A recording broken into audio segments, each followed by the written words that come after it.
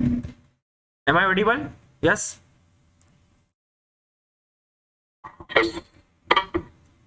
आवाज आ रही है मेरी? क्लियर है? स्क्रीन और visible and Audible? Yes sir. Okay चलो फाइन।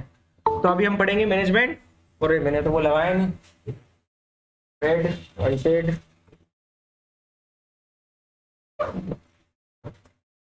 तो मैनेजमेंट क्या होता है? क्या होता है मैनेजमेंट? यस, इसमें से स्पोर्ट्स मैनेजमेंट वाला है कोई? स्पेशलाइजेशन विथ स्पोर्ट्स मैनेजमेंट किसी का है डिपार्टमेंट? रश्मि है क्या यहाँ पे?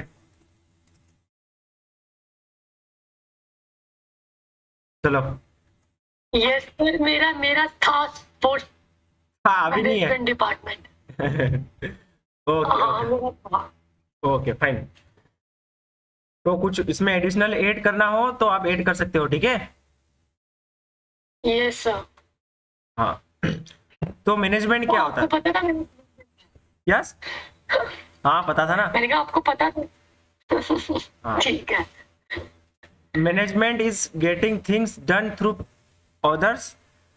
देखो जनरली टर्म में अगर हम देखें लेमन लैंग्वेज में मैनेजमेंट क्या होता है, हम किसी भी चीज का इवेंट करवाते हैं सपोज, या फिर कुछ भी ऑर्गेनाइज करते हैं, ठीक है, कुछ भी कंपटीशन कराते हैं, तो एक उसमें प्रॉपर मैनेजमेंट होना जरूरी है। मैनेजमेंट इन द सेंस उसका टाइमिंग, ठीक है, इसमें हम क्या क्या चीजें होते हैं, क्या क्या एलिमेंट्स होते हैं इसमें इन केस ऑफ मैनेजमेंट, है ना, कि आपका टूर्नामेंट कब स्टार्ट होने वाला है, उसका प्रॉपर शेड्यूलिंग, माइक्रो शेड्यूलिंग, कि इस टाइम पे ये होगा, इस टाइम पे वेलकमिंग होगा, ओरिएंटेशन होगा, से क्या बोल सकते हैं, ओपनिंग सेरेमनी, क्लोजिंग सेरेमनी, और शेड्यूलिंग, इवेंट का प्लेस, ठीक है, required material at the time of event, what ever the material required should be pre plan, है ना, अचानक से आपको लाना ना पड़े, प्री प्लान वहां पे अरेंज करके रखना, ठीक है। तो हम मैनेजमेंट में क्या करते हैं, प्रॉपर प्लानिंग करके किसी भी इवेंट को सक्सेसफुल बनाने के लिए मैनेजमेंट स्किल और management is very very important thing. तो all managers work in organisation. अब ऑर्गेनाइजेशन क्या होती है ना, organisation are the collection of people who work together, ठीक है। Management is the coordination of their action to achieve goal of the organisation. तो organisation के बीच में अलग अलग टाइप के पीपल्स होते हैं, है ना, ऑर्गेनाइजेशन में डिफरेंट काइंड ऑफ मेंबर होते हैं, उनका डिफरेंट रोल होता है, किसी को काम है पानी का, किसी का काम है वटेवर जो बोल सकते हैं रिफ्रेशमेंट का, पानी एंड रिफ्रेशमेंट, किसी का मैच इवेंट का, ठीक है, ऑफिशिएटिंग का, ये बहुत सारे डिफरेंट काइंड ऑफ मेंबर होते हैं, उनके बीच में आपस में कोऑर्डिनेशन, तालमेल बिठाना जरूरी है प्रॉपर मैनेजमेंट के लिए। Management is the planning, organizing, leading and controlling of human and other resources to achieve organizational goals effectively and efficiently, ठीक है। तो मैनेजमेंट क्या है, इज अ प्लानिंग, ठीक है, इसमें हम क्या करते हैं, सबसे पहले क्या करते हैं, प्लानिंग करते हैं। कुछ भी इवेंट ऑर्गेनाइज होता है, जब डेट डिक्लेयर होती है तो क्या करते हैं, मीटिंग करते हैं, उसमें क्या करते हैं, प्लानिंग करते हैं, है ना। और प्लानिंग के साथ साथ में और क्या क्या एलिमेंट्स होते हैं, और उसके ऑर्गेनाइजिंग, लीडिंग, कंट्रोलिंग, है ना, यहाँ पे कोई सुपरवाइजर्स होते हैं, उसके अंडर में बहुत सारे सब कोऑर्डिनेट्स होते हैं, ठीक है, उसके अंदर में वॉलंटियर्स होते हैं, ऐसे क्या करके हैं, इनको कंट्रोल करते हैं।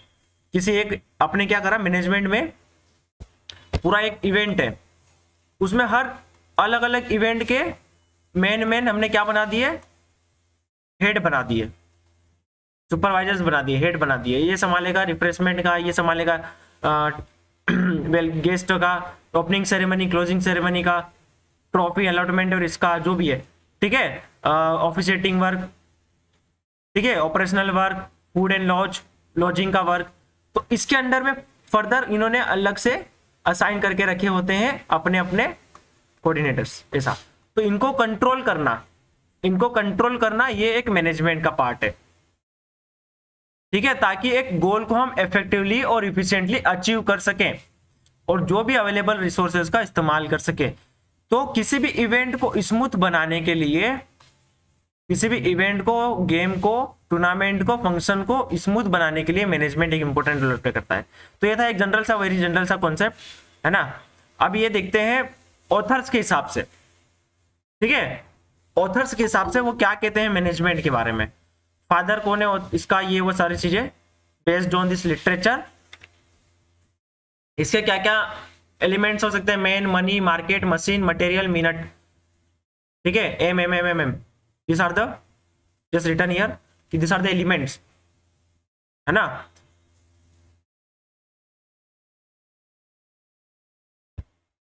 इसने क्या बोला था, स्लोगन बाय हाइमेंस, he who serve best also profit most, ठीक है, ये किसने बोला था, हाइमेंस ने।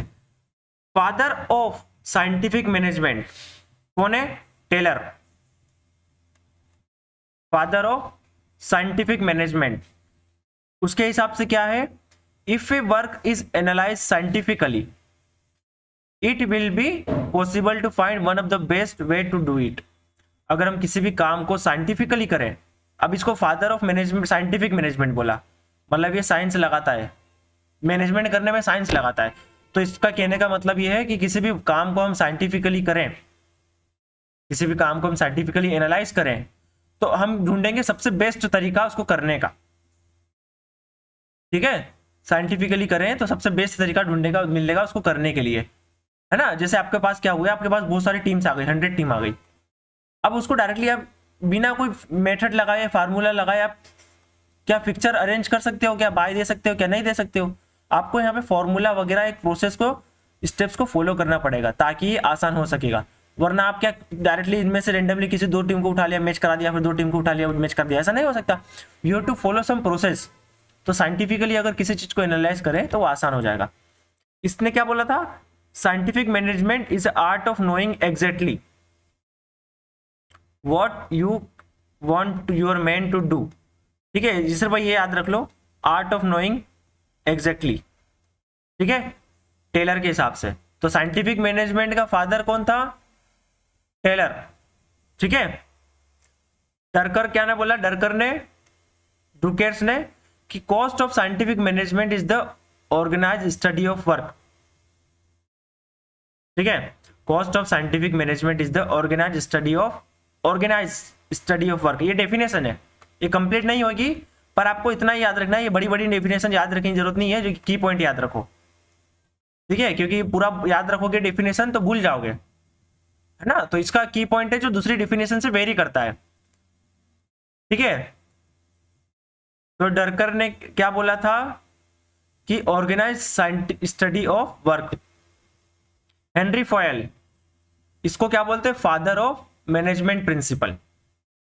हेनरी फॉयल ने क्या ये कौन है, ये फादर ऑफ मैनेजमेंट प्रिंसिपल। इसने क्या करा था, प्रिंसिपल्स दिए थे, 14 प्रिंसिपल दिए थे मैनेजमेंट के, है ना। इसने क्या दिए थे, मैनेजमेंट के प्रिंसिपल्स दिए थे, this are the principles of management. ये हेनरी फॉयल के मैनेजमेंट के प्रिंसिपल्स हैं। Division of work, authority and responsibility, discipline, unity of command, unity of direction, alignment of interest, remuneration of employees, centralization, scalar chain, order, equity, stability of person, initiative, spirit de corps. तो ये क्या है, this are the principle of management. तो देखो क्या क्या इसके management, पहला क्या है, डिवीजन ऑफ वर्क, ठीक है। तो ये फर्स्ट प्रिंसिपल है, based on theory that if employee is given a specific task to do they will become more efficient and skilled in it, है ना। डिवीजन ऑफ लेबर मतलब सपोज मेरे पास 10 लोगों की टीम है ना। अब मैंने 10 में से मेरे को टाइम काम देना है, तो मैं क्या किसी एक ही पर्सन को अलग अलग छोटा छोटा काम दे दूंगा क्या, नहीं ना। मैं क्या करूंगा कि भाई ये वाला स्पेसिफिक काम पर्टिकुलर पर्सन को, ये वाला काम दूसरे पर्सन को, ये वाला काम तीसरे पर्सन को। तो मैं उसकी कैपेसिटी एबिलिटी के हिसाब से क्या करूंगा, काम को बांट दूंगा। तो डिवीजन ऑफ वर्क नाम से ही लग रहा है, काम को स्किल के हिसाब से इफेक्टिवली बांट देना ताकि वो इफेक्ट हो सके। ऑथोरिटी क्या बोलता है, according to Henry Fayol, according to Henry Fayol, एक minute, there should be balance between authority and responsibility. Authority और रिस्पॉन्सिबिलिटी के बीच में बैलेंस होना चाहिए, ठीक है। If there is a more authority than responsibility the employ will get frustrated. अगर आपने ऑथोरिटी ज्यादा हायर लेवल पे कर दी, मतलब ज्यादा ऑथोरिटेरियन बन रहे हो, कमांड दे रहे हो, बार बार काम दे रहे हो, है ना, एज अ बॉस अपनी रिस्पॉन्सिबिलिटी नहीं समझ रहे हो, तो क्या होगा, आप ज्यादा ऑर्डर फरमाओगे तो आपके एम्प्लॉय क्या होंगे, फ्रस्ट्रेट हो जाएंगे। ऑथोरिटी अगर ज्यादा हो जाएगी तो आपके एम्प्लॉय फ्रस्ट्रेट हो जाएंगे, और अगर रिस्पॉन्सिबिलिटी ज्यादा हो जाएगी तो वो भी नहीं हो सकती रिस्पॉन्सिबिलिटी ज्यादा। तो if there is a more responsibility then authority the manager will frustrated. अगर रिस्पॉन्सिबिलिटी ज्यादा हो गई तो मैनेजर का काम कोई सुनेगा नहीं, ठीक है। ऑथोरिटी अगर लेवल कम हो गया, रिस्पॉन्सिबिलिटी का लेवल कम हो गया तो, है ना, तो क्या रहेगा, वो स्ट्रिक्टनेस नहीं रहेगी, ठीक है। तो यहाँ पे दोनों के बीच में बैलेंस होना चाहिए, किसके बीच में, ऑथोरिटी और रिस्पॉन्सिबिलिटी के। बॉस को एज अपना ऑथोरिटी भी समझना है और अपनी रिस्पॉन्सिबिलिटी समझना है, ठीक है, एकदम थोड़ा सा फ्लेक्सिबल होना चाहिए। डिसिप्लिन, सिंपल सी बात है, to run any management you need to be very very discipline, ठीक है। ऑर्गेनाइजेशन के साथ में टू इफेक्टिवली ऑर्गेनाइजेशन को रन करने के लिए डिसिप्लिन होना बहुत जरूरी है, ठीक है। यूनिटी ऑफ कमांड, अब यूनिटी ऑफ कमांड क्या होती है कि अगर देखो, the employee should be clear whose instruction to follow. आपने जो कमांड दिया, इट मस्ट बी प्रिसाइज और clear. According to Henry Fayol, an employee should receive order only from one manager. अब आपकी कंपनी में 2-3 मैनेजर है, ये बेचारा एक पर्सन है, इसको बुलाया, इसने भी काम दे दिया, इसने भी काम दे दिया, इसने बोला ये कर, इस तरीके से कर, उसने बोला उस तरीके से कर, अलग अलग वे बता दिए, तो ये परेशान हो जाएगा, फ्रस्ट्रेट हो जाएगा और काम होगा नहीं। तो आपको क्या होना चाहिए, सिंगल मैनेजर होना चाहिए। यूनिटी ऑफ कमांड से मतलब है सिंगल मैनेजर होना चाहिए और कमांड प्रिसाइज और इफेक्टिव होना चाहिए, समझ रहे हो। यूनिटी ऑफ कमांड, एक सिंगल डायरेक्शन में एक सिंगल पर्सन के थ्रू निकलना चाहिए, सिंगल मैनेजर के थ्रू, सिंगल ब्रेन, ठीक है। तो आपने देखा होगा जहां पे मल्टीपल ब्रेन लगते हैं वहां पे काम बिगड़ जाता है, ठीक है। तो उसका मतलब यही है, सिंगल ब्रेन, ठीक है। Unity of direction, similar to this unity of command की तरह ही है। Principle of management state that work to be done should be organized in such a way that employee work in harmony toward the same objective using one plan under the direction of one manager, ठीक है। मतलब यहां पे क्या है, manager तो एक ही रहेगा पर प्लानिंग भी वन होना चाहिए, सिंगल प्लानिंग होना चाहिए, समझ रहे हो। एक चीजों को कॉम्प्लेक्स नहीं बनाना है, जो टास्क दिया है वो एक ही तरीके का हो, सिंपल सा हो, है ना, मल्टीपल नहीं, हाँ ये नहीं हो तो वो भी कर ले, चल ऐसा नहीं तो वो कर ले, है ना, बम्बाट नहीं करना है इंफॉर्मेशंस की।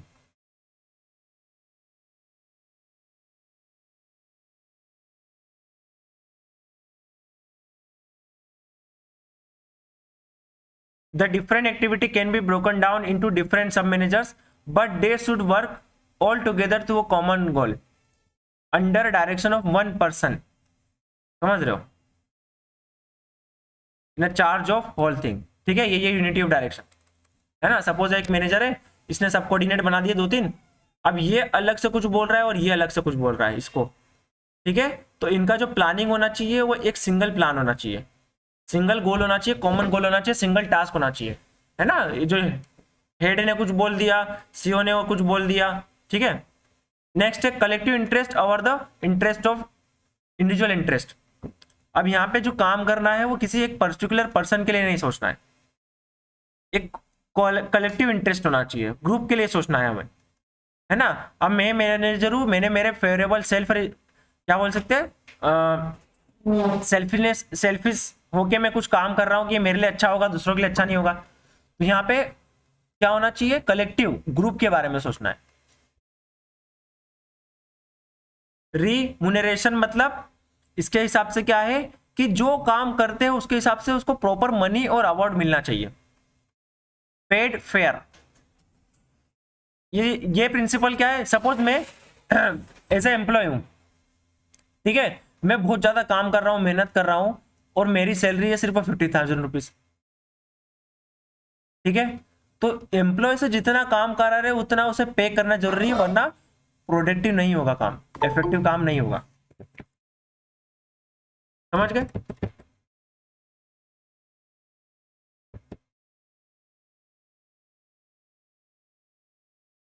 ठीक है, ज्वाइन करना तो वही लिंक से ज्वाइन कर लेना भाई। समझ गए ना? तो यहाँ पे क्या है, रिम्यूनरेशन का मतलब कि paid fair wages for the work that can carry out, है ना, तो according to the work. Centralization, centralization का मतलब क्या होता है, concentration of power in a head of authority and following a top bottom approach to the management, ठीक है, in hands of authority following a top bottom approach. Decentralization authority is distributed to all level of management, ठीक है। तो decentralisation में मतलब क्या होता है कि सिंगल अथॉरिटी होती है ना, वो यहाँ पे क्या करता है, अपनी पावर एक सिंगल डायरेक्शन में होती है, वो डिस्ट्रीब्यूट नहीं करता। और डिसेंट्रलाइजेशन में क्या होता है, एक सिंगल लीडर होता है, अपनी पावर को डिस्ट्रीब्यूट कर देता है वो। सपोज ये वीसी है, ये हेड है, इसने अपने क्या करा, अपने अपने एचओडी को क्या करा, पावर को डिपार्टमेंट वाइज डिस्ट्रीब्यूट कर दिया, तो ये क्या है, डिसेंट्रलाइज्ड,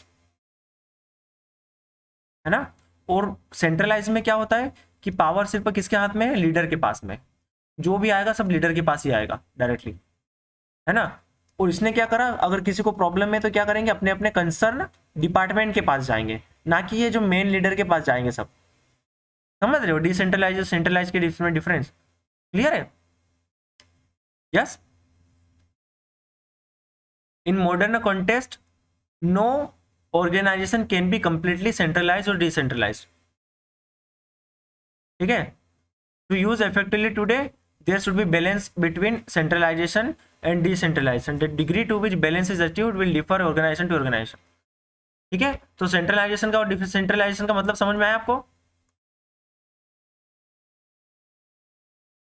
क्लियर है? ये है डिसेंट्रलाइजेशन, ठीक है, और सेंट्रलाइजेशन ये रहा, ठीक है। ओनली ये रहा लीडर, इधर ये रहा लीडर।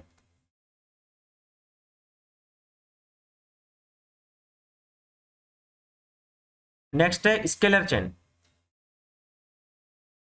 स्केलर चेन रिफर्स, क्या होता है स्केलर चेन, क्या होता है, ये की पॉइंट, ये सारी टर्मिनोलॉजी आपको क्लियर होना चाहिए, ठीक है। Chain of communication between employees and their supervise. Employees should know where they stand in hierarchy of the organisation and who to go to the chain of command, ठीक है। अब देखो स्केलर चेन क्या होता है, वैसे ही सेम जैसे हमारे इंस्टीट्यूट में आपका कोई है मेन हेड है, ठीक है, उसने क्या करा, डिस्ट्रीब्यूट कर रखा, क्या है, अपने अपने डिपार्टमेंट से, ठीक है। उसने डिपार्टमेंट में एक एक क्या करके रहा, दो दो तीन तीन लीडर्स रखे हैं ये, ठीक है। तो ये हायरार्की है, ये लेवल है कि आप कहाँ पे स्टैंड करते हो, आपका लेवल क्या है ना। एक स्केलर चेन, आपको कम्युनिकेशन करना है तो कहाँ पे जाना है, ये कंसर्न है, ये डिपार्टमेंट है, this is for food and this all, और we can say department of biomechanics है, ये साइकोलॉजी है। तो आपको किसी चीज की प्रॉब्लम है, आपका डिपार्टमेंट कंसर्न ये है, तो आपको यहाँ पे विजिट करना है, ये करना है, तो ये स्केलर चेन है। फॉर द बेटर कम्युनिकेशन यहाँ पे एक लेयर्स होती है ना। जैसे आपने देखा होगा ये एक्स्ट्रा मोलर डिपार्टमेंट है, अगर आपको स्पोर्ट्स के लिए जाना हो तो कहाँ पे जाओगे, ये होना, यहाँ पे जाओगे। इंटर यूनिवर्सिटी खेलना हो तो एक्स्ट्रा मोलर डिपार्टमेंट पे जाओगे, है ना, डायरेक्टली यहाँ तो जाओगे नहीं, या किसी और के पास नहीं जाओगे। तो एक प्रॉपर कम्युनिकेशन के लिए एक हायरार्की होना चाहिए, वो है स्केलर चेन आपका, ठीक है। क्या ये clear chain of communication between employees and their supervisor, okay. तो एक प्रोसेस होना चाहिए आपको कि भाई आपको एक पर्टिकुलर प्रॉब्लम के लिए किसके पास जाना है और क्या डिपार्टमेंट के पास जाना है ना। ऐसे भटकते नहीं फिरेंगे कि भाई मेरे को ये प्रॉब्लम है और कोई बताने वाला है ही नहीं वहां पे, समझ रहे हो। Order, there should be orderly placement of resources, कुछ इसमें है ही नहीं, ऑर्डर होना चाहिए बस, manpower money material in right place at the right time. क्या कहने का मतलब है इसमें कि जो सोर्सेज है, रिसोर्सेज एक राइट ऑर्डर में होना चाहिए, कहाँ पे रिक्वायरमेंट हो, according to requirement they must be placed money, manpower, material, जो सारी चीज़ें हैं एक प्रॉपर ऑर्डर में होना चाहिए। जैसे आप स्पोर्ट्स मैनेजमेंट का काम कर रहे हो तो जो रिक्वायरमेंट आपको बिफोर इवेंट के पहले है वो टाइम पे पहुंच जानी चाहिए, और ड्यूरिंग इवेंट है वो टाइम पे उस टाइम पे पहुंच जानी चाहिए, है ना? समझ रहे हो? पता चला कि मेडल पहले मतलब जो जो काम की चीज़ें जो सेटअप है अपना, स्टेज वगैरह, सेरेमनी, ओपनिंग सेरेमनी की चीज़ें बाद में आ रही हो। ओपनिंग सेरेमनी वाली चीज़ें जो रिक्वायरमेंट है वो शुरू में आ जाना चाहिए, प्री कॉम्पिटिशन से पहले ही। तो ये जो रिक्वायरमेंट है, मनी है, मेन पावर है, अकॉर्डिंग टू दिस रिक्वायरमेंट होना चाहिए, शेड्यूलिंग के हिसाब से होना चाहिए, to answer the proper resources structure fashion, है ना? ये प्लेसमेंट इसका एग्जैक्ट होना चाहिए। इक्विटी, काइंडनेस एंड जस्टिस, समानता, ठीक है, loyalty, devotion among the employees toward the organisation and work. तो हर किसी को क्या है, इक्विटी होना चाहिए, समानता होना चाहिए, इक्वलिटी, बिना डिस्क्रिमिनेशन के, कोई डिस्क्रिमिनेशन नहीं होना चाहिए, उनकी मजबूरी समझ के उनके हिसाब से उनको बिहेव करना चाहिए, उनके सामने काइंड आना चाहिए। समझ रहे? इक्विटी का मतलब stability of tenure of personnels. This principle state that organisation should be work to minimise staff turnover and maximise efficiency, है ना? Any new employee can not be expected to get used to culture of an organisation right way, they need to be enough time to settle into the job and become efficient. अब देखो इसमें क्या है, stability of tenor में मतलब आपने जैसे एक एम्प्लॉय को काम दिया है, क्या काम दिया है आपको? सपोज दिया है कि ग्राउंड का, है ना, ग्राउंड का जो इंफ्रास्ट्रक्चर है वो ये सब देखने के लिए किया है। आपका ड्यूरेशन है वर्किंग का 1 ईयर का, अपने 3 मंथ हो गए, इसको भेज दिया दूसरे डिपार्टमेंट में, फूड एंड लॉजिंग में, इसको कहीं और पे भेज दिया, तो आप इसको बार बार चेंज नहीं कर सकते। आपने जो ड्यूटी दी है उसको बार बार आप फ्लक्चुएशन नहीं ला सकते। समझ रहे हो? एम्प्लॉय नया हो पुराना हो तो आपको क्या होना, स्टेटिक होना चाहिए, स्टेबिलिटी होना चाहिए, वरना इसको ये समझ में आया आपने चेंज कर दिया, दूसरे डिपार्टमेंट में भेज दिया, फिर ये वाले डिपार्टमेंट का कुछ समझ में आया, वो स्टार्टिंग एक्सपीरियंस है उसको आपने तीसरे डिपार्टमेंट में भेज दिया।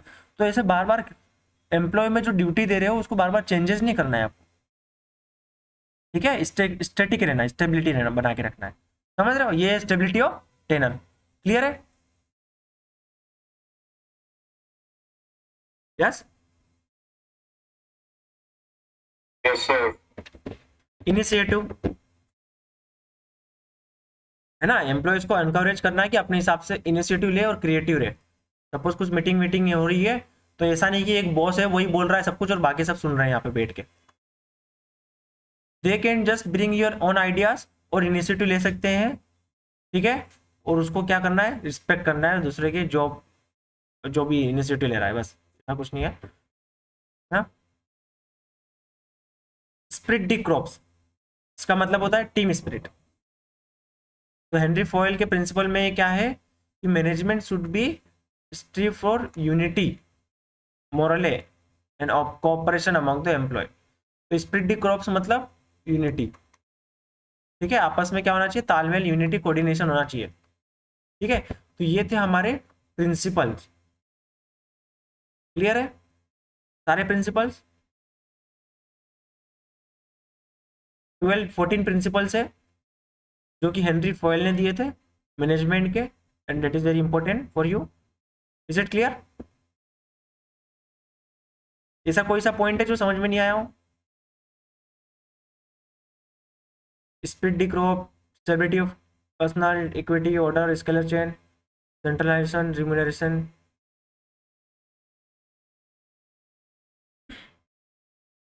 क्लियर है?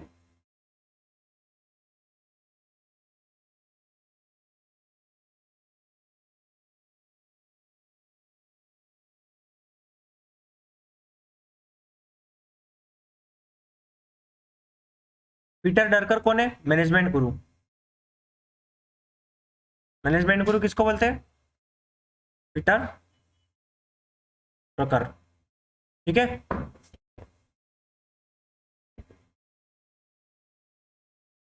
बाकी इसका स्क्रीनशॉट ले लो डेफिनेशन से, मैं ग्रुप में भेज दूंगा पीडीएफ।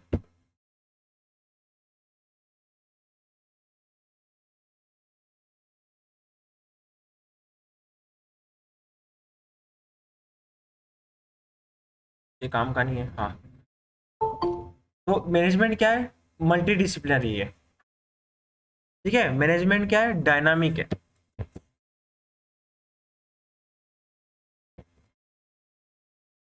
मैनेजमेंट क्या है? मल्टी डिसिप्लिनरी है। मैनेजमेंट डायनामिक है। Relative not absolute principle. ठीक है, ये टाइम टू टाइम चेंज होगा, मतलब एब्सोल्यूट एक बार बोल दिया मतलब वो नहीं है, स्टैंडर्ड नहीं है, रिलेटिव है। ठीक है, in respect to sports, in respect to this, है ना, तो ये क्या रिलेटिव प्रिंसिपल है। As a professional and universal है ना, हर जगह पे अप्लाई होता है। गोल ओरिएंटेड है। इंटीग्रेटिव फोर्स, है ना, और क्या है? Situational in nature. ठीक है, ये स्पोर्ट्स मैनेजमेंट के नेचर। इसका फंक्शन क्या है? Planning, organising, staffing, directing, coordinating, reporting and direct. एक और बार आ गया ये डायरेक्टिंग। तो ये कोड वर्ड है, पीओएस। ठीक है, पोस्ट कोड। क्लियर है? ये जनरल से चीज़ है, कुछ और कुछ नहीं है इसमें खास ऐसा। मैनेजर स्किल एंड लेवल, तो क्या क्या स्किल्स होती है? Technical skill, human skill, conceptual skill और डिजाइनिंग स्किल। तो जो कंसेप्चुअल स्किल होती है वो हायर लेवल पे होती है। कंसेप्चुअल स्किल है जो आपका जो हायर लेवल ऑफ अथॉरिटी रहती है, जो सबसे अथॉरिटी के जो सबसे ऊपर लेवल में बैठते हैं, उनके पास सबसे ज़्यादा क्या होना चाहिए? कंसेप्चुअल स्किल होना चाहिए। ह्यूमन स्किल होती ही है साथ में, और सबसे ज़्यादा क्या होगा? कंसेप्चुअल स्किल ज़्यादा होगी। पर जैसे जैसे हम नीचे जाएंगे, बॉटम टूवर्ड्स दिस, जैसे वर्कर लेवल पे, है ना, जो एग्जीक्यूट करता है, ठीक है, लेबर लेवल पे या वर्कर लेवल पे, तो वहाँ पे क्या ज़्यादा मेजर रहेगा? हाई क्या रहेगा वहाँ पे हाई रहेगा, ह्यूमन स्किल हाई रहेगी। ठीक है, वो सबसे टॉप लेवल पे क्या रहेगा? सबसे ज़्यादा कंसेप्चुअल स्किल हाई रहेगी। यहाँ पे कंसेप्चुअल स्किल लो रहेगी। ठीक है, वो ज़्यादा दिमाग नहीं लगाएंगे। समझ रहे हो? मतलब आपकी जो कंपनी में जो मैकेनिक्स है, कंपनी में मैंने मैकेनिक्स वगैरह है, या लास्ट में आप लास्ट लेवल पे आप देखो वॉलेंटियर, आप उनको जो बोल दिया वो काम करेंगे, वो अपना माइंड नहीं लगाएंगे वो। और हायर लेवल पे देखिए ऑथोरिटी पे, तो कंसेप्चुअल स्किल क्या होगी? हाई होगी। तो ये this are the manager skills and level. तो टेक्निकल, ह्यूमन, कंसेप्चुअल और डिजाइनिंग स्किल। ठीक है, ये कुछ थ्योरीज है। एडमिनिस्ट्रेटिव मैनेजमेंट थ्योरी किसने दी थी? हेनरी फॉयल ने। एडमिनिस्ट्रेटिव मैनेजमेंट थ्योरी किसने दी थी? हेनरी फॉयल ने। ये पूछा जाता है अक्सर एग्जाम में normally. Theory of scientific measurement किसने दी थी? फ्रेडरिक टेलर ने। 1 minute. Bureaucratic theory of management किसने दी थी? मैक्स वेबर ने। इसको याद कर लो, इसको रट लो। ठीक है,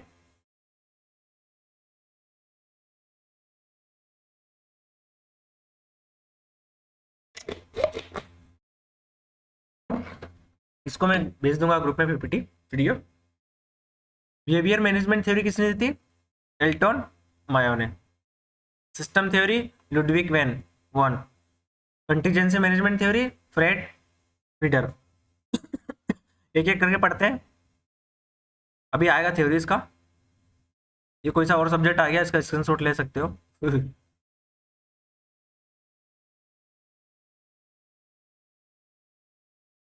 हाँ, तो now let's talk about theories of management. Sir speed box close कर दिया सर। स्लो चल रहा? यस। हाँ सर। मतलब समझा नहीं मैं जो लिख रहा हूँ वो आ नहीं रहा है ऐसा? हाँ थोड़ा लेट आ रहा है सर। देखो अभी आ रहा है क्या? M A N A, late आ रहा है बहुत। एक मिनट, हाँ, नहीं आ सर। एक मिनट रुको।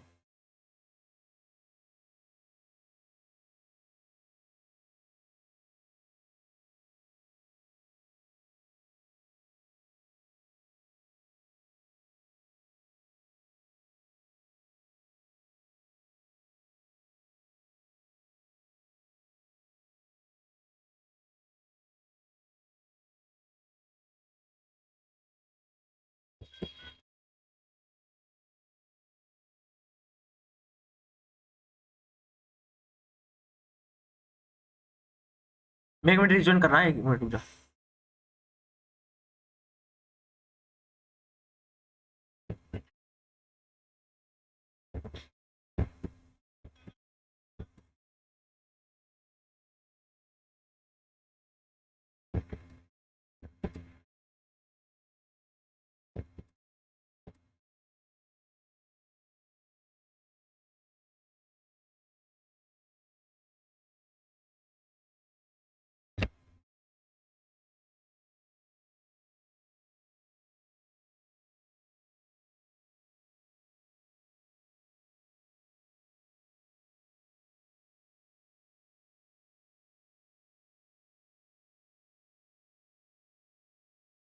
हेलो,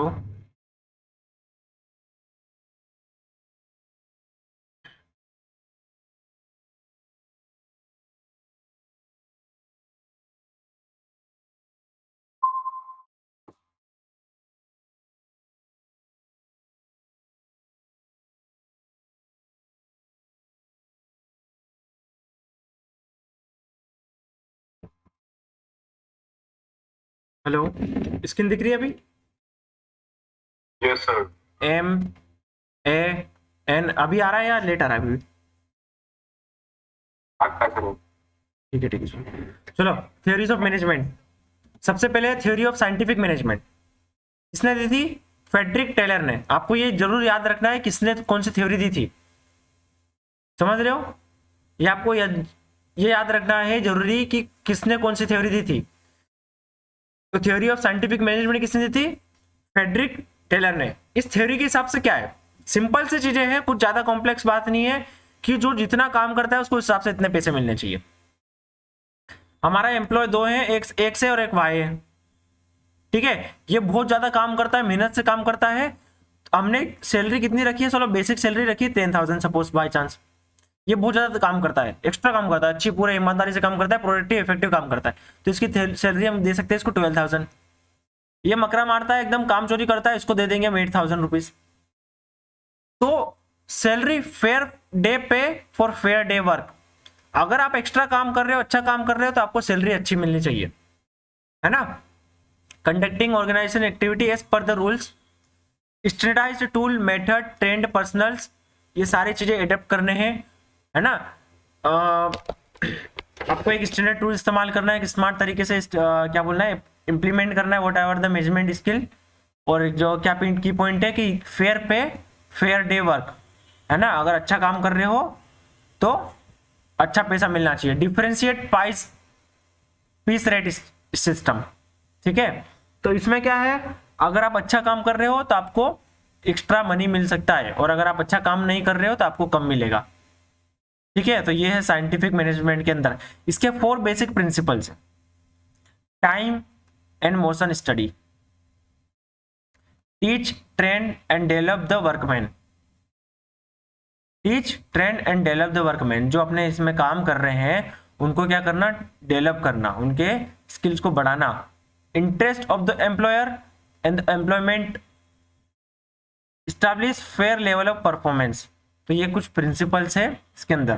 देखो अभी जरूरी नहीं आपको ये सारी चीजें याद रहेगी, बट एग्जाम में जब आपको ऑप्शन दिखेंगे तो आप इससे रिलेटेड कुछ आएगा तो यू कैन जस्ट अटेम्प्ट। तो अभी समझने की कोशिश करो साइंटिफिक मैनेजमेंट क्या बोल रहा है, ठीक है? पहली चीज तो ये कि फ्रेडरिक टेलर ने दी थी, है ना?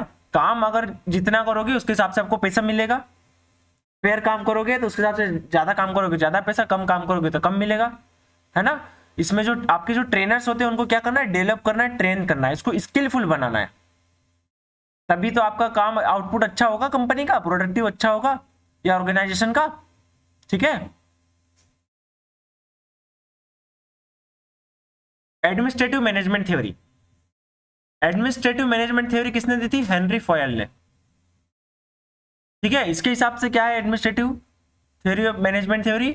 Course of action, a method of operation management, ठीक है? मैनेजमेंट एक रिस्पॉन्सिबिलिटी है, organisation, command, control, coordination, plan and forecast. तो these are the elements only, ठीक है? तो जो मैनेजमेंट है वो क्या है? Course of action, method of operation. तो एडमिनिस्ट्रेटिव से वर्ड से पता चलता है, एडमिनिस्ट्रेटिव मतलब क्या होता है? जो कि ऑपरेशंस को हैंडल करता है, है ना, आपके यहाँ पे कॉलेज में, इंस्टीट्यूट में एडमिनिस्ट्रेटिव होगा, वो पॉलिसीज वगैरह को इम्प्लीमेंट करने के लिए हेल्प करता है। तो उसके अंडर में क्या क्या पॉइंट्स हैं आपके? Organise, command, control, coordinate, plan and forecast. तो this are the things under administrative management theory. किसने दी थी? हेनरी फॉयल ने। ठीक है,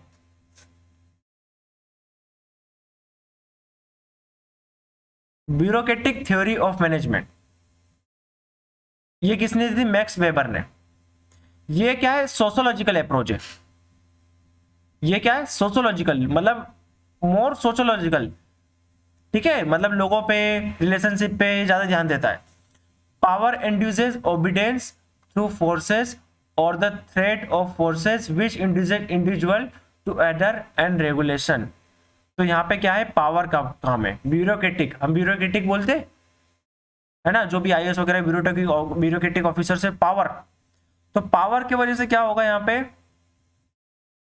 induces power force threat to people to which individual adhere to regulation. मतलब अगर पावर से इंप्लीमेंट करेंगे, उन पे पावर आपके पास में रहेगी, तो यू कैन जस्ट क्या कर सकते हो? लोगों को अपने रेगुलेट कर सकते हो, है ना। जो भी ऑर्गेनाइजेशन के मेंबर रहेंगे, यू कैन रेगुलेट और उनसे काम करा सकते हो आसानी से। ठीक है, तो according to Max Weber 3 type of power, यहाँ पे 3 टाइप के पावर है। ट्रेडिशनल पावर, ब्यूरोक्रेटिक और लीगल पावर, और केरमेस्टिक, क्या है? Charismatic power. ये नाम याद रख लो बस इसका। तो इसका मतलब क्या है कि पावर से आप लोगों को रेगुलेट कर सकते हो, है ना। क्या क्या पावर है? ट्रेडिशनल पावर, ब्यूरोक्रेटिक पावर और लीगल पावर बोल सकते हैं इसको, और केरमेस्टिक पावर। ठीक है, इसके 7 फीचर्स है। क्या क्या फीचर्स है इसके? 7। Clear division of labour, formal hierarchical chain of command, set based on technical expertise, है ना। जो भी बेस हम डिवीजन कर रहे हैं लेबर का, वो टेक्निकल एक्सपर्टाइज के हिसाब से होना चाहिए, जिसको जो आता है उसको वो काम देना है। Management by rule, accurate record keeping, legal power, formal and impersonal relationship. तो क्या याद रखना है आपको? ये 3 पॉइंट याद रखिए, और पावर से रेगुलेट कर सकते हैं, और किसने दिया था? मैक्स वेबर ने, बस। ठीक है, नेक्स्ट है बिहेवियरल थ्योरी ऑफ मैनेजमेंट। इसको क्या बोलते हैं? ह्यूमन रिलेशनशिप थ्योरी भी बोलते हैं, और क्या बोलते हैं? हाउथॉर्न इफेक्ट मैनेजमेंट भी बोलते हैं इसको। क्या नाम है इसका? Human relationship theory, Hawthorne effect. हमने रिसर्च में बात करी थी हाउथॉर्न इफेक्ट। कोई आ जाता है हमारे सामने, अगर कोई टीचर आ गया, ठीक है, तो हमारा परफॉर्मेंस क्या होगा? बढ़ जाएगा अचानक से। या फिर आप दौड़ रहे हो, लड़कियां सामने देख रही है, तो आपकी स्पीड अचानक से बढ़ जाएगी। ये क्या है? हाउथॉर्न इफेक्ट, किसी और का इफेक्ट हो रहा है। ह्यूमन रिलेशनशिप थ्योरी भी बोलते हैं इसको। इसके हिसाब से क्या है? Happy worker is a good worker. बस इतना याद रखना है आपको, happy worker is a good worker. अब इसका मतलब क्या है? आपकी ऑर्गेनाइजेशन है, सोचो, इमेजिन करो आपकी ऑर्गेनाइजेशन है ये। आपने ऑर्गेनाइजेशन में क्या करके रखा है? एक ऑफिस में अपने बढ़िया ऐसे एसी लगा के रखा हुआ है, इनको बराबर ब्रेकफास्ट मिलता है, मतलब टी वगैरह, स्नैक्स वगैरह बराबर मिलता है। वीक में 2 दिन ऑफ मिलता है, 2 दिन 7 डेज में से। वर्किंग आवर मैक्सिमम 8 आवर्स का है, पे टाइम पे टाइम मिल जाएगा। तो ये बराबर से काम करेंगे। Happy worker is a good worker. अगर उनकी नीड फुलफिल हो जाती है तो आउटपुट बढ़ेगा। अगर उनकी नीड फुलफिल हो जाती है तो आउटपुट बढ़ेगा।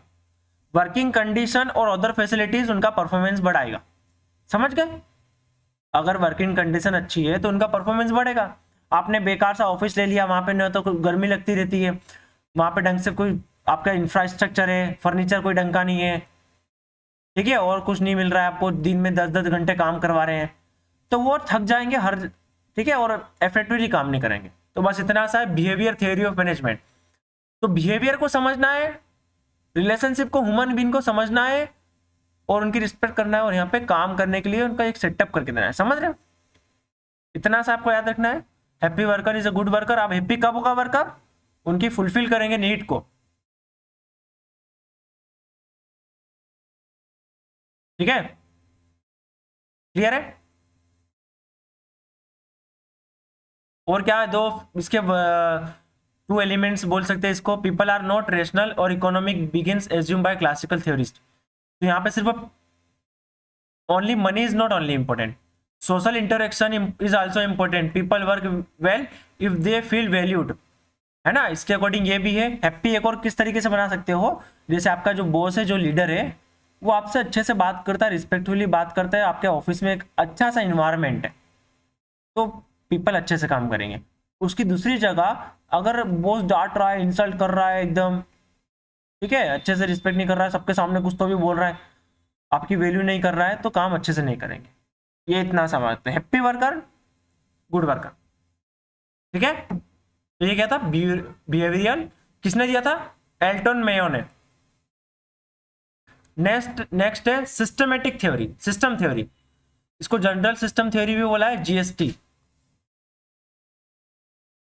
ऐसा कहीं पे मैंने देखा था, GST is related to management, ठीक है। General system theory Ludwig von ने इसको दिया था। इसके हिसाब से क्या है, success of organisation depends on several key elements prominent are. किसी भी ऑर्गेनाइजेशन का सक्सेस किन चीजों पे डिपेंड करता है, इन तीन चीजों पे डिपेंड करता है, entropy, synergy, subsystem. Entropy क्या होता है, tendency of system to run down, चलना, tendency of system to run down, अच्छे से चलना है smoothly. And die things to be avoided in business, क्या बोल रहा है, वट एवर इट इज, जो भी है सिस्टम अच्छे से चलना, run down, and die things to be avoided in a business, ठीक है। सेकेंड है सिनर्जी, सिनर्जी मतलब अब क्या होता है, कोऑर्डिनेशन, सिंक्रोनाइजेशन। हमने देखा था सिनर्जी मसल्स होती है, तो ये क्या है, सिंक्रोनाइजेशन, है ना। अगर ये वर्क टुगेदर करेंगे तो बेटर रिजल्ट प्रोड्यूस करेंगे, साथ में काम करेंगे तो रिजल्ट अच्छा मिलेगा, ना कि अकेले अकेले। यूनिटी में काम करेंगे तो रिजल्ट बेटर होगा। सब सिस्टम, तो इसमें क्या है, जो भी हमारा मैनेजमेंट है, जो ऑर्गेनाइजेशन है, उसमें सब सिस्टम्स होने चाहिए। जैसे हायरार्की बताया था मैंने आपको, ऐसा एक सब सिस्टम्स होने चाहिए। तो 3 पॉइंट क्या है, सिर्फ हेडिंग से याद रखिए, entropy, synergy and sub system, according to which kind of theory, system theory, ठीक है। कंटीजेंसी मैनेजमेंट थ्योरी, ये किसने दिया था, फ्रेड, पूरा नाम ढंग से दिख नहीं रहा है, फ्रेड फिडलर, यस, है ना। 3 variable influence on organisation structure, ठीक है। ये यहाँ पे है, अकॉर्डिंग टू दिस थ्योरी, 3 चीजें आपके ऑर्गेनाइजेशन के स्ट्रक्चर को इन्फ्लुएंस करेगी।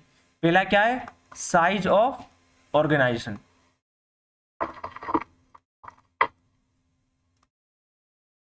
सेकेंड क्या है, टेक्नोलॉजी, तीसरा क्या है, स्टाइल ऑफ लीडरशिप,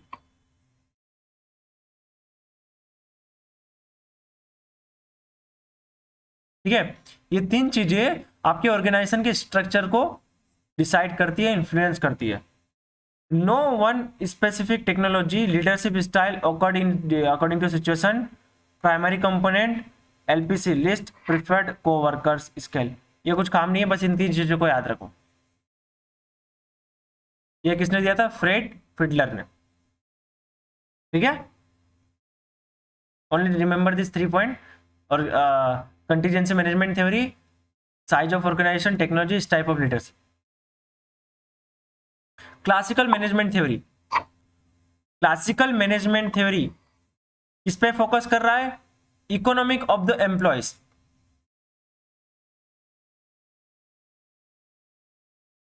ठीक है। अगर उनका जो इनकम अच्छी मिलेगी, सैलरी अच्छी मिलेगी, तो जॉब सेटिस्फेक्शन अच्छा होगा। की प्रिंसिपल्स क्या है इसमें, profit maximisation, labour specialisation, labour specialisation मतलब काम के हिसाब से, एक्सपर्टाइज के हिसाब से उनको काम देना है। Centralised leadership, streamlined operation, emphasis on product, single minded decision, priority. तो दिस आर द प्रिंसिपल। ठीक है, 21st सेंचुरी में 3 प्रिंसिपल्स यहाँ पे काम देंगे। Clear managerial structure, division of labour, clear definitions of employee role, है ना। तो ये क्या 3 पॉइंट है, मतलब 21st सेंचुरी में if you want to increase the productivity of the employee, आपको क्या करना है, क्लियर मैनेजरियल स्ट्रक्चर होना चाहिए। सेकेंड, डिवीजन ऑफ लेबर और clear definition of employee role, मतलब क्या है कि किस एम्प्लॉय को क्या काम है, क्या करना है, वो उसका डिवीजन ऑफ लेबर प्रॉपर होना चाहिए, वो क्लियर होना चाहिए। ठीक है, तो ये है क्लासिकल मैनेजमेंट थ्योरी के under. Last theory, modern management theory, ये दोनों चीजों पे डिपेंड करती है, साइंटिफिक प्लस सोशल वेरिएबल को लेके चलती है। दोनों को इसमें इंपॉर्टेंट रोल दिया है। कुछ कुछ थ्योरी साइंटिफिक पे थी ऊपर वाले, कुछ थ्योरी सोशल पे इन्फ्लुएंस थी। ये दोनों इंपॉर्टेंट है, साइंटिफिक और सोशल दोनों इंपॉर्टेंट है फॉर मैनेजमेंट, ऑर्गेनाइजेशन और डिसीजन बनाने के लिए। Use of maths technology to analyse and understand the relationship between manager and employee. This employee do not work for money alone, they work for happiness, satisfaction और desired lifestyle. तो modern management theory क्या बोलती है कि scientific and socialisation दोनों important है। ठीक है, किसी भी डिसीजन बनाने के लिए मैनेजमेंट में दोनों चीजों को इंपॉर्टेंट रोल प्ले जरूरी है। और एम्प्लॉय सिर्फ मनी के लिए काम नहीं करता है, हैप्पीनेस, सेटिस्फेक्शन और डिजायर्ड लाइफस्टाइल जरूरी है। अब लाइफस्टाइल में सब कुछ आ जाएगा, वर्किंग आवर्स, ठीक है, आसपास का इन्वायरमेंट, है ना, what ever the water facilities, ठीक है, टेम्परेचर रेगुलेशन और ये सारी चीजें, ऑफिस का इंटरनल इन्वायरमेंट, रिस्पेक्ट, वैल्यू, ये सारी चीजें आ जाएगी इसके अंडर में। ठीक है, क्लियर है। अब ये प्रिंसिपल है पर्सनल मैनेजमेंट के। Appropriate organisation structure, no need to explain, just principles देख लीजिए। एप्रोप्रिएट ऑर्गेनाइजेशन स्ट्रक्चर होना चाहिए। डेलीगेशन ऑफ अथॉरिटी, अथॉरिटी को अपना प्रॉपर यूज करना चाहिए और उसको डिस्ट्रीब्यूट करना है। ठीक है, हाई मोरल है, dignity of labour, cooperation, placement of individual, avenues for career advancement, ठीक है, स्कोप होना चाहिए for the improvement. Recognition of individual difference, है ना, हर कोई एक समान नहीं होता है, अपने अपने हिसाब से काम देना है, उसको रिकॉग्नाइज करना है कि पर्टिकुलर पर्सन की कैपेबिलिटी क्या है, उसके हिसाब से उसको काम देना है। Sense of belonging, staff moral, effective communication, team spirit, fair reward. So these are the principles of personal management. एक बार रीडिंग कर लो बस, काफी है।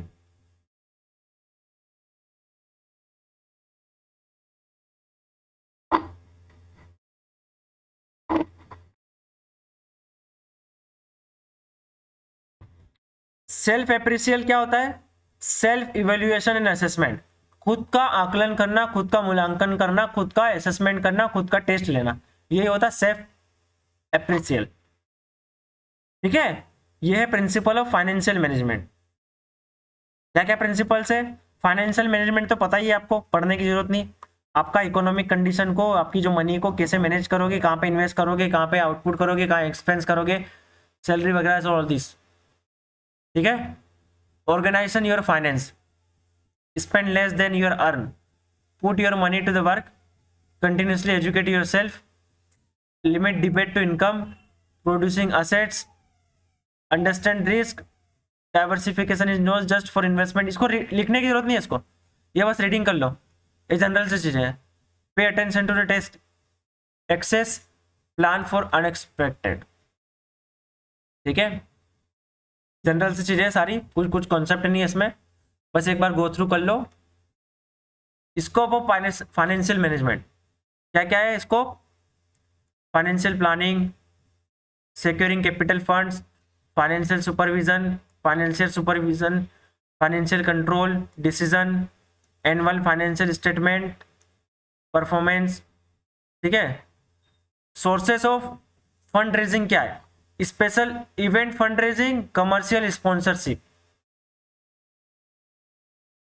ठीक है, this are the sources of fund raising. Commercial sponsorship आप जैसे एडवर्टाइजमेंट वगैरह करके, है ना, लगा के, present by, powered by, Khelo India powered by SBI. ठीक है। Principle of management by max weber. Max weber ने भी कुछ मैनेजमेंट के प्रिंसिपल दिए थे। वो क्या है? Task specialisation, task specialisation. वो ये सारी चीजें एक ही बात कर रहे हैं बार बार। Whatever the task you are just giving, it must be specialised, the person must be specialised in particular event. Hierarchical, जो भी चीज होती है हायरार्की में होती है। ठीक है, हायरार्की एक लेवल्स है, लेवल्स। डायरेक्टली लीडर के पास नहीं जाते। छोटे छोटे काम के लिए एक सुपरवाइजर हमने सब कोऑर्डिनेट्स रखे हुए हैं। Formal selection, rules and requirement, impersonal. Henry Fayol function of management क्या है? Forecasting, planning, organising, commanding, coordinating and controlling. इसका सीक्वेंस देख लो। Forecasting, planning, organising, commanding, coordinating and controlling. ये फंक्शंस है मैनेजमेंट के, नॉट सीक्वेंस, जस्ट फंक्शंस है। ठीक है, मैनेजमेंट के according to Henry Fayol. According to Henry Fayol क्या फंक्शन है मैनेजमेंट के? Forecasting, planning, organising, commanding, coordinating, controlling, ये फंक्शंस है। मैंने यहाँ पे कोडिंग्स दे दी है आपको, A B C, A B D E, ये चूज करना है इनमें से, तो इसको ध्यान में रख लो। ऑप्शन में दे दिया, choose the function of management according to Henry Fayol. Types of management style, autocratic, आपको बताया मैंने, लीडर ही सब कुछ है, centralised level of, centralised power है ये, लीडर ही सारे डिसीजन लेता है। ऑटोक्रेटिक मतलब सेंट्रल, ये सेंट्रलाइज, लीडर ही सारे डिसीजन लेगा। किसका माइक ऑन है?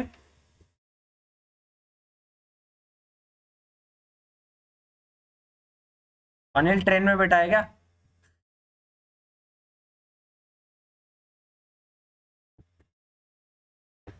ठीक है, ऑटोक्रेटिक के हिसाब से। डेमोक्रेटिक, हर किसी को समान इक्वल राइट्स है, हर किसी की सुना जाएगा, for the people, by the people, जो भी है ना। लेजी फेयर, इसमें क्या होता है? लेजी फेयर में क्या बताया था मैंने कल? यस, बताइए कोई।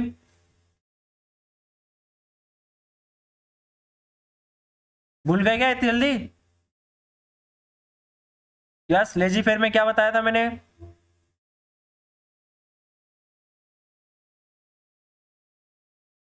बताओ। लीडर, हाँ, यस।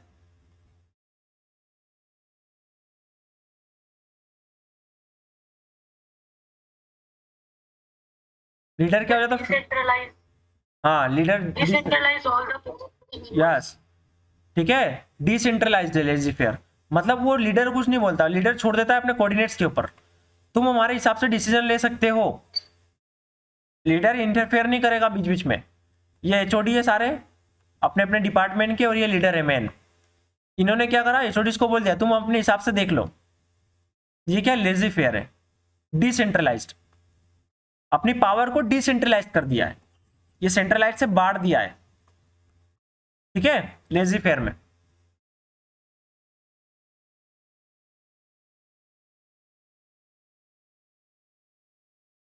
कहाँ पूछे हम? कहाँ था मेरा?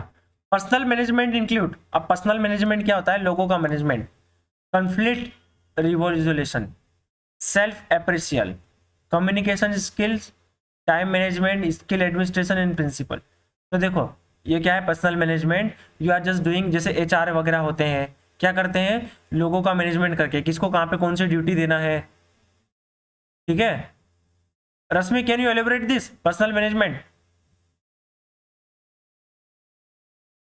Do you have any idea? Personal Yes.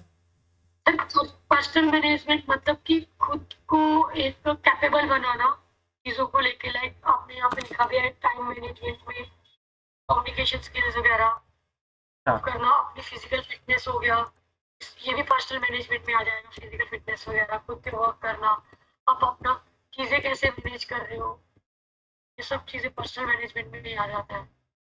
एक मिनट, नहीं सर, पर्सनल मैनेजमेंट तो यहाँ पे दूसरा कुछ होगा सर। मेरे को लग रहा है ये अरेंजमेंट ऑफ पीपल। Manpower। हाँ, एचआर का जो वर्क होता है ना, एचआर का जो वर्क होता है, एचआर का, या सर मैन पावर हाँ मैनेजमेंट। हाँ, men power management, I think वही। Administrative function organisation, hiring, organising, supporting employees and the position. Yes, तो जो डिस्ट्रीब्यूट करता है ना ड्यूटीज वगैरह, कंपनीज में क्या होते हैं, एचआर वगैरह होते हैं, अपनी डिस्ट्रीब्यूट करते हैं कि भाई तू ये काम करना, ये काम करना, है ना, वो पर्सनल मैनेजमेंट के अंदर आता है। ठीक है, स्टाफिंग, अलोकेशन ऑफ ड्यूटीज, ठीक है, उनकी प्रॉब्लम को समझना, स्टाफ और man with the function authority employee for the purpose of giving advice to other operating managers, personnel matter is personnel managers. ठीक है, मेन पावर, समझ रहे हो, वो पर्सनल अलग चीज है, पर्सनल, ये पर्सनल है, डबल ए नहीं है, वो पर्सनल, वो वाला पर्सनल हो जाता अपना, ये क्या है, पर्सनल मैनेजमेंट है। ठीक है,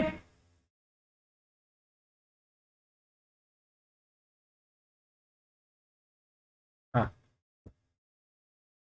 तो इसके अंदर क्या क्या है, कॉन्फ्लिक्ट रिजोल्यूशन, जैसे आपकी कंपनी में क्या हो रहा है, दो आपस में लड़ाई कर रहे हैं, है ना, तो जो एचआर रहेगा वो समझाएगा इनको, ह्यूमन रिसोर्स जो भी है, ठीक है, जो एचआर क्या रहेगा, जो कंपनी का वो रहेगा, जो सैलरीज वगैरह डिस्ट्रीब्यूट करता है, आपस में कोऑर्डिनेशन बिठाता है, और मेंबर्स के बीच में कोऑर्डिनेशन बिठाता है।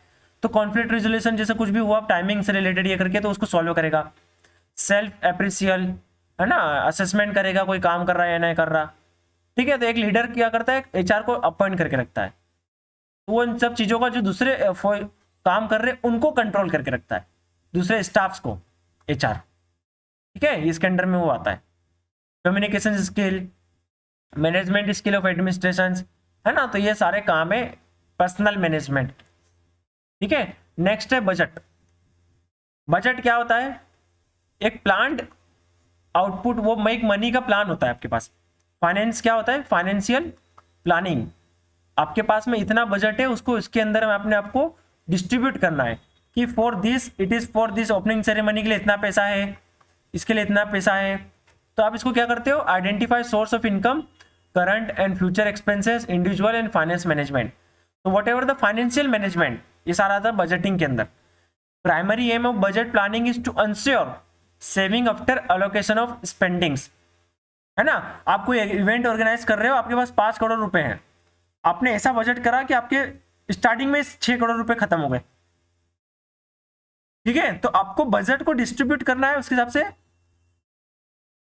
हिसाब से आपको टेंडर रेज करना पड़ेगा, उसके हिसाब से आपको मनी को अलॉट करना पड़ेगा, उसके हिसाब से डिवाइड करने का पड़ेगा कि इसमें इतना खर्चा कर सकते हो, ओपनिंग में, सेरेमनी में, मैच के टाइम पे इतना, क्लोजिंग सेरेमनी के टाइम पे इतना। ये बजटिंग का आएगा। एलिमेंट क्या है बजटिंग के, फिक्स कॉस्ट, एक फिक्स कॉस्ट होता है जिसमें आपको इतना पैसा खर्च होना ही होना है। जैसे आपकी ऑर्गेनाइजेशन है, उसमें ऑफिशियल्स आएंगे, उसकी सैलरी फिक्स है। ठीक है, आपका एक फिक्स कॉस्ट है, आपका चलेगा, मतलब इतना तो होना ही है हर टाइम पे, 12 मंथ। ठीक है, बारिश हो, गर्मी हो, ठंड हो, ये फिक्स है। ठीक है, जैसे रेंट पे लिया हुआ है आपने कोई ऑफिस, उसका हमेशा खर्चा सेम ही रहेगा। सैलरीज अपने एम्प्लॉय की आपको पता ही है, फिक्स है। वेरिएबल कॉस्ट, ये कुछ कुछ चेंजेस हैं, जैसे आपने इवेंट को ऑर्गेनाइज करा भोपाल में, वहाँ का अलग कॉस्ट हो सकता है, इंदौर में वहाँ का अलग कॉस्ट हो सकता है, गुवाहाटी में, है ना, और इक्विपमेंट्स। ठीक है, तो ये वेरिएबल कॉस्ट है। कैपिटल एक्सपेंस, ये थर्ड एलिमेंट है बजट का। ठीक है, इसके अंडर में treadmill, score board, this all annual what ever the expenses है इक्विपमेंट्स खरीदने के लिए, है ना। नेक्स्ट है प्रिंसिपल ऑफ बजटिंग। इसके क्या क्या प्रिंसिपल्स है, be flexible, be a realistic, है ना, हमें क्या करना है, थोड़ा बहुत ऊपर नीचे हो सकता है, according to place, according to requirement, according to situation, according to this all event, be realistic, है ना, हमें हवा में तीर नहीं छोड़ सकते इसमें, जो भी हमारे पास जितना पैसा है उसके हिसाब से हमें इतना करना होगा, है ना, इसमें हम हवा में तीर नहीं छोड़ सकते, मतलब जो रियलिटी वो है, आपके पास इतना पैसा है, इतना आपको इवेंट को इतने में निपटाना है। Be easily understand, be based on programme objective, ठीक है, be prepared early. Classical theories, देखो ये थ्योरी क्लासिकल थ्योरीज है, ठीक है। अगर मैं पूछूं which of the following theories are the classical theories, तो ऑप्शन दे दिया मैंने, scientific theory, interpersonal theory, system theory.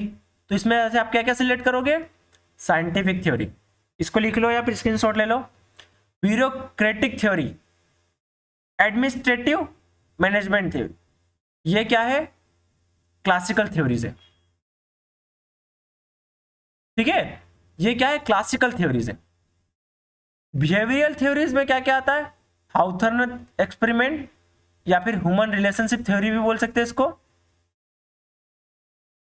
ठीक है। इसका एक और नाम क्या था ह्यूमन रिलेशनशिप थ्योरी का, किसी को याद है? बिहेवियरल थ्योरी, यस, है ना। इंटरपर्सनल पर्सपेक्टिव, न्यू थ्योरी कौन सी है जो नई थ्योरी, मॉडिफाइड, लेटेस्ट?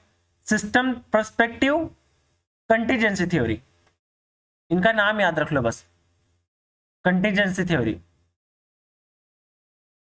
ठीक है। तो this are the classical theory. ये पूछा गया था एग्जांपल, विच ऑफ द, ये क्वेश्चन एग्जाम में, which of the theory is a classical theory?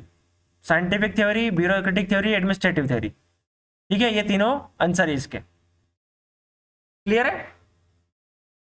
इसमें आपको चीजों को समझने से ज्यादा आपको याद रखना है, कॉन्सेप्ट बिल्कुल नहीं है, बस चीजों को याद रखना है आपको। किसका क्या ऑथर था ये आपको थोड़ा सा याद रखना है, और ये सब चीजें तो कुछ नहीं, आप जनरल इंटरप्रिटेशन से कर सकते हो, एक बार आपने पढ़ लिया तो। Planning and preparation of budget, types of budget, operating budget, capital expenditure budget, cash budget, flexible budget, personal budget, planning budget, ठीक है। This are the types of budget. देख लो बस, इतने टाइप के बजट होते हैं, देख लिया।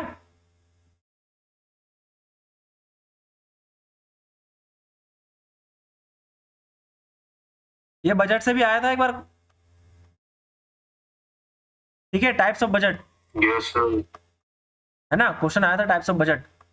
तो उसमें देखो देखो, अब यहाँ पे हमको सिंपल सिंपल से चीजें लग रही है ना, पर आप वहां पे ऑप्शन में अपने को किसी को हटाना रहेगा कि विच of the following is not a type of budget. तो ये एक बार आपने अगर नजर मार ली इस पे, तो वो चीजें आसान हो जाएगी, ठीक है। तो देख लो कौन कौन सा बजट हो सकता है, लेबर बजट भी हो सकता है, पर्सनल बजट भी हो सकता है। अब यहाँ पे अगर लेबर बजट नहीं दिखे में, तो दिखने में लग सकता है कि नहीं हो सकता लेबर बजट, हमको ऐसा लगेगा, और ये लेबर बजट है। स्ट्रेटेजिक प्लानिंग बजट है, फ्लेक्सिबल बजट भी एक काइंड ऑफ बजट है, केस बजट है, एक्सपेंडिचर बजट है, ऑपरेटिंग बजट है, ठीक है, रेवेन्यू एक्सपेंडिचर बजट है।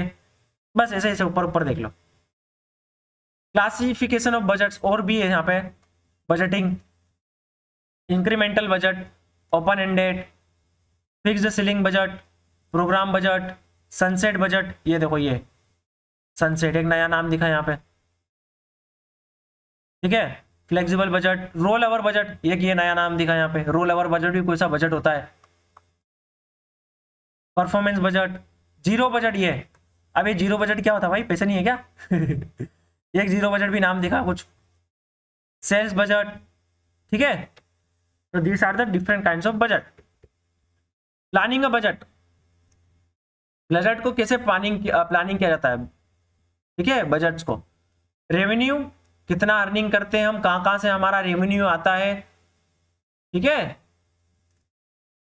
एक्सपेंस, यहाँ पे इनकम के सोर्सेस क्या है, रेवेन्यूज में हम कहां से हमें मिलता है, ठीक है। जैसे हम ब्रांडिंग कर रहे हैं किसी की, तो उसके पैसे हमको मिल सकते हैं, है ना। हमने टी शर्ट पे छपवा लिया एसबीआई, तो वहां से अभी एसबीआई हमको पैसे देगी। एक्सपेंस, कितना खर्च हो रहा है, call to action, conversion, forecasting, flexibility. These are the planning of budget. Mechanism of purchase, purchase method, petty cash purchase, इसको क्या बोलते हैं, स्मॉल परचेस को क्या बोलते हैं, pretty cash purchase, small purchase, little amount of purchase, ठीक है। Purchase order, purchase contract, tender होता है वो, ये किसी को पता है, ओवोटेशन, पता नहीं, परचेस कार्ड में कुछ इंपॉर्टेंट दिख रहा है,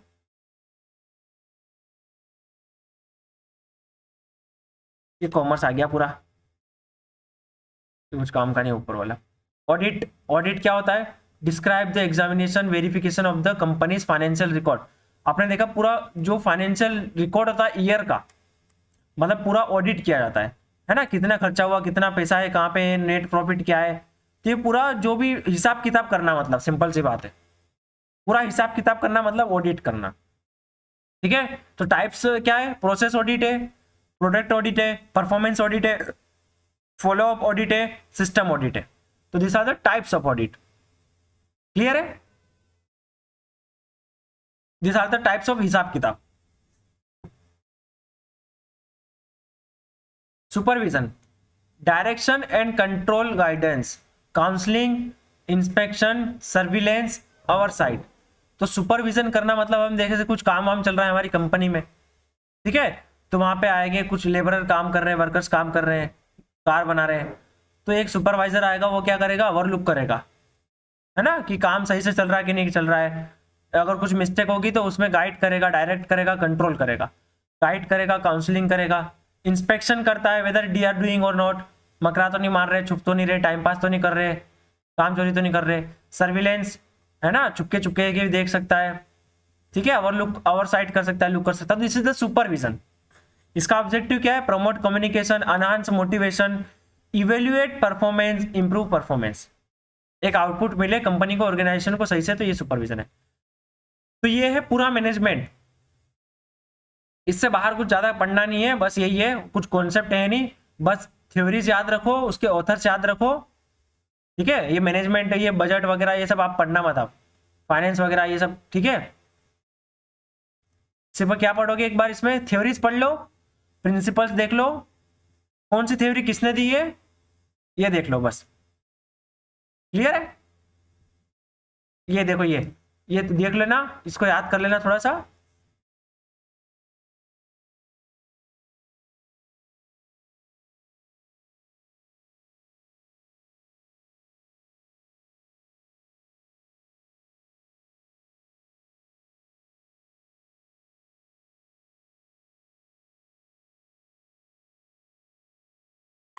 सर ये मैनेजमेंट ऑफ स्विमिंग पूल और जिम्नाजियम नहीं आता है सर अपने इसमें? नहीं इतना नहीं आता कुछ, ये बाकी जो आता ना यार वो कुछ फिक्स नहीं है, वो कुछ भी आ सकता है, समझ रहे हो।